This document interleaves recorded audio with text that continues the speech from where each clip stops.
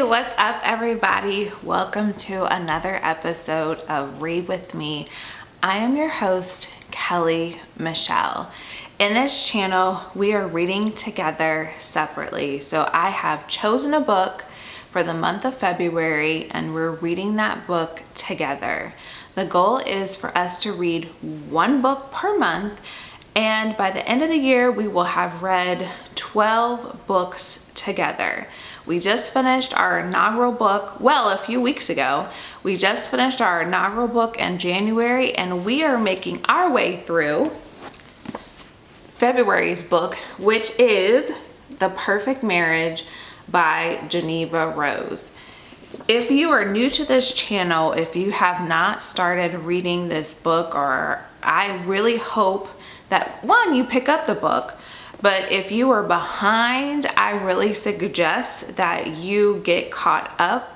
I don't want you to miss out on all the action that's going on, but then also too, these videos are spoiler alerts. So I am discussing what main events or activities have been going on within this book, and so I really suggest you catch up. But for those of you, I will give a quick synopsis.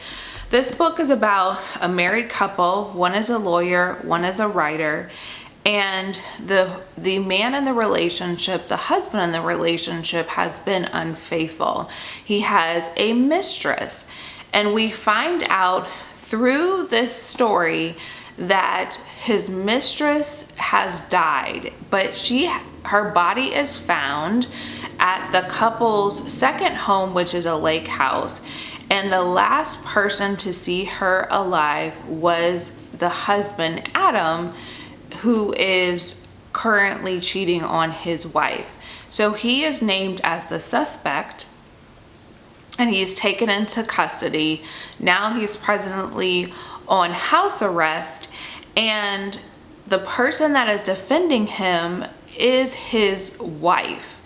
As we're going along in the book, there's a lot of twists and turns and things unexpected that are happening. We find out that Kelly was in the streets. She had 3 sets of DNA in her because she had had sex with multiple people before she was murdered. We also find out that she was pregnant. There's just so many things that are coming to surface and coming to life in this book. So I really, again, encourage you, if you have missed anything, to catch up, because now, today, we're going to be going over chapters 38 through 42. So let's just get started. All right, so in the beginning of chapter 38, Sarah finds out that Adam is doing his own investigation. So he's working with a reporter, and a reporter, her name is Rebecca, and he is looking at Kelly's first husband, which Kelly's name used to be Jenna, into his murder and who are possible suspects that might want her to die, because originally Kelly was believed to be the one that murdered her first husband and was being tried, but there was some evidence that disappeared in the case, and so there was a mistrial. So Adam is looking into, via Rebecca, maybe there's some relatives in her first husband's family that are upset about, the outcome of her not being charged with her first husband's murder. So Sarah becomes aware that Adam is doing all this research and is doing this as he is on house arrest. But she doesn't like the fact that he is doing his own investigation. So I wonder why. That is kind of a question that came up for me. Is she was very adamant that he should not be doing this like other investigation, that it is a dead end, and she basically shuts it down. She shuts down his phone so that he's no longer able to make phone calls, and she shuts down his access. So we have that's going on. We then find out that Jesse, who we had talked about in our last episode, is not the third DNA. So that's still a mystery. The third set of DNA is still unknown. We don't know who it belongs to, but we know it's not Jesse, which was what I thought. If you recall in the video, I said I didn't think that Jesse was the owner of the third set of DNA, so we still don't know. I do have a suspicion that it probably is someone within the police department just because of how they've been acting. They really just want this case to be closed as much as possible. They want to point the finger at Adam and keep it moving. So I think something fishy is going on there, but I'm not really sure yet. So now at the end of this set of chapters, which we were reading chapters 38 through 42, we find out something alarming and something that I didn't necessarily disclose in earlier videos, and that's because I'm not going to touch on everything that's happening because I want you guys to read too, but I want to hit the main points.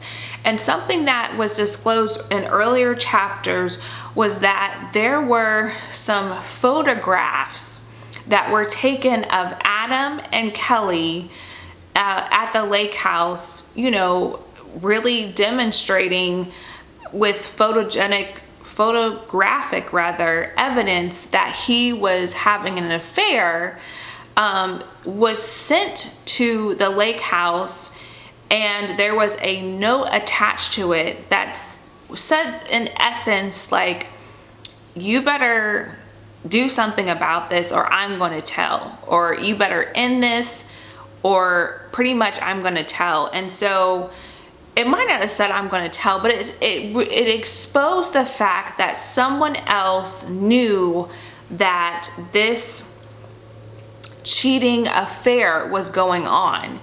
And that's why they sent these photographs to Adam at the lake house to like let him know, like, listen, you're exposed. I know someone else, we don't know who it is, knows that you are having an affair. And so also too, this wasn't something else that I disclosed specifically, but Sarah had sent over like a lot of files that she wanted Adam to review to help with discovery in his case. And so he saw the handwriting on the photographs that are being used as like blackmail, so that he would tell his wife that he is currently cheating, and the documents that he is supposed to be reviewing, and the handwriting is a match. And so we discover that the person who took the photographs and also the person handwriting that is on these files is Anne. It's Anne, who is Sarah's personal assistant. So Adam believes that Anne is the killer. So what do you think? Do you think that Anne could be the killer? I am torn. There's parts of me that, you know, Anne could do something like that because of her loyalty to Sarah and not wanting Sarah to kind of like take care of this. She's Sarah's personal assistant. She's been with her for a long time. She has a high level of admiration for her. We know that throughout the book it's been, you know, shared, and through her actions it's been demonstrated that she's willing to do like pretty much anything for Sarah. But I don't know that Anne would go to that length for Sarah. That's my question mark.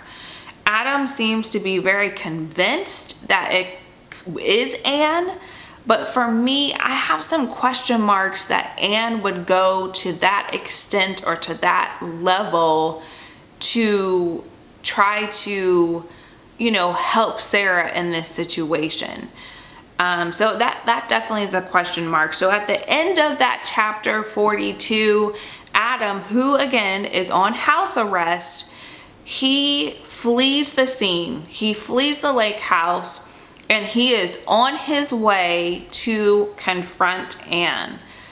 And we got to keep on reading to see how that confrontation, what happens. I just have a feeling it is not going to be good, because Adam is already, very stimulated as far as like this whole trial is a lot going on, having to do with the grief of his mistress. I mean, he is dealing with a lot, and he just has seemed to be really unhinged, as well as he has been drinking a lot. His drink is scotch.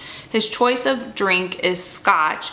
And so his erratic behavior is going to really increase because it's alcohol influence. So I'm really eager to see what's going to happen as Adam has fled the scene and is about to confront Anne. So next time we're going to go over chapters 43 through 48.